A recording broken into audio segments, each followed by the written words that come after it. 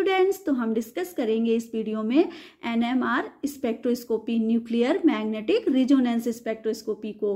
अब NMR spectroscopy सारे spectroscopy में बहुत इंपॉर्टेंट है, इससे हर साल क्वेश्चन बनते हैं, ठीक है।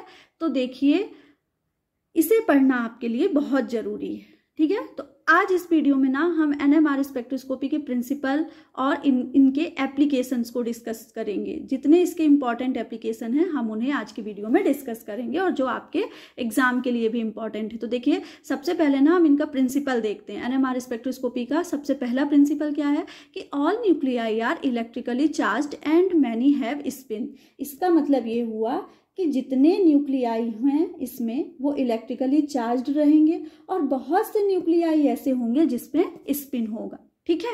अब देखिए दूसरा क्या है प्रिंसिपल है कि transfer of energy is possible from base energy to higher energy levels when an external magnetic field is applied. तो इसका मतलब ये हुआ कि एक्सटर्नल मैग्नेटिक फील्ड को जब अप्लाई करेंगे, ठीक है, तो एनर्जी का जो ट्रांसफर है वो लोअर एनर्जी लेवल से हायर एनर्जी लेवल में हम कर सकते हैं।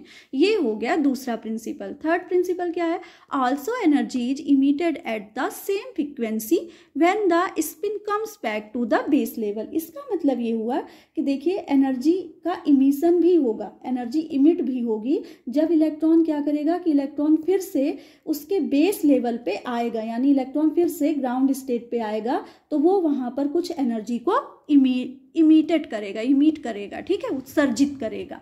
तो ये हो गए एनएमआर स्पेक्ट्रोस्कोपी के प्रिंसिपल। आइए अब हम डिस्कस करते हैं एनएमआर स्पेक्ट्रोस्कोपी के इंपॉर्टेंट एप्लीकेशन, ठीक है। तो देखिए सबसे पहला एप्लीकेशन क्या है, स्ट्रक्चर ऑफ कंपाउंड, ठीक है, कि किसी कंपाउंड का हम स्ट्रक्चर कैसे फाइंड करेंगे एनएमआर स्पेक्ट्रोस्कोपी के थ्रू। तो देखिए NMR helps to identify the number of H atom, their types, position and other characters, thus its helps to understand the structure of a compound. इसका मतलब ये हुआ कि जिस कंपाउंड का हमें स्ट्रक्चर जानना है तो उसमें नंबर ऑफ एच एटम कितने हैं उस कंपाउंड में, एक जैसे केमिकल इन्वायरमेंट के प्रोटॉन उसमें कितने हैं, ये सब अगर हमें फाइंड करना है तो उसके लिए एनएमआर स्पेक्ट्रोस्कोपी यूजफुल होती है। यानी हम इन शॉर्ट कह सकते हैं कि जैसे जो अननोन कंपाउंड है अगर हमें उसे नोन बनाना है, ठीक है, उसके बारे में हमें जानकारी चाहिए कि उसका क्या स्ट्रक्चर होगा, ये सब जानने के लिए हम एनएमआर स्पेक्ट्रोस्कोपी को पढ़ते हैं। तो ये हो गया दूसरा एप्लीकेशन, पहला एप्लीकेशन। अब हम देखते हैं दूसरा application, quantitative essay of components, the percentage of hydrogen in a compound, the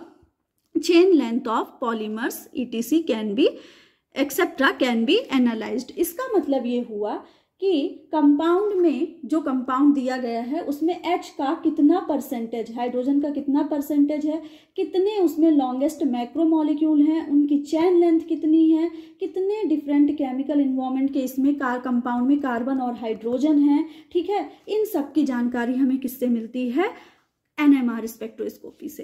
तो ये हो गया इसका दूसरा एप्लीकेशन। आइए अब थर्ड एप्लीकेशन जो कि बहुत इंपॉर्टेंट है उसे हम डिस्कस करते हैं, identification of properties of molecules, यानी मॉलिक्यूल्स की प्रॉपर्टीज को हम कैसे आइडेंटिफाई करेंगे। तो देखिए मॉलिक्यूल की प्रॉपर्टी जैसे हाइड्रोजन बॉन्डिंग, टॉटोमेरिज्म, ठीक है, और आइसोमेरिज्म, ये सब हम किसके थ्रू बता सकते हैं, एनएमआर स्पेक्ट्रोस्कोपी के थ्रू बता सकते हैं। तो ये हो गई मॉलिक्यूल की प्रॉपर्टी को हम कैसे बता सकते हैं, एनएमआर स्पेक्ट्रोस्कोपी के थ्रू बता सकते हैं। क्या क्या प्रॉपर्टीज होती हैं, जैसे आइसोमेरिज्म है उसमें कैसा होगा, हाइड्रोजन बॉन्डिंग है या टाटोमेरिज्म है, इन सब की जानकारी हम किसके थ्रू बता सकते हैं, एनएमआर स्पेक्ट्रोस्कोपी के थ्रू बता सकते हैं। तो ये हो गए एनएमआर स्पेक्ट्रोस्कोपी के कुछ इंपॉर्टेंट एप्लीकेशंस। अब नेक्स्ट वीडियो में हम केमिकल शिफ्ट को डिस्कस करेंगे।